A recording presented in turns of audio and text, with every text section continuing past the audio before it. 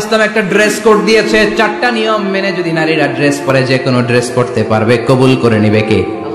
মায়েরা খেয়াল করে শুনেন, আপনাদের ড্রেস কেমন হবে? নাম্বার 1, আপনার পুরো দেহটা ঢাকা থাকতে হবে।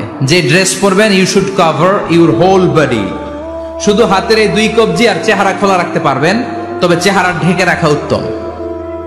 একজন মহিলা বোরকা পরছে কিন্তু চেহারা খোলা, তার হেজাব হয় নাই, পর্দা হয় নাই, এটা বলা যাবে, কিন্তু উত্তম হচ্ছে চেহারা ঢেকে রাখা, কারণ চেহারা সৌন্দর্যের রাজধানী।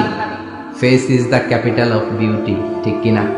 চেহারা দেখলাম তো সব বোঝা গেল, ঠিক কিনা?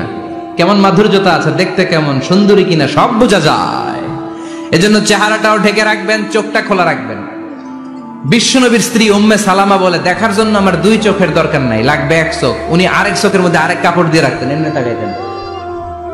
সাহাবারা বলতেন, উনারে দেখলে আমরা দিতাম দৌড়, ভয় লাগতো। চোখ একটা দেখা যায় আর একটা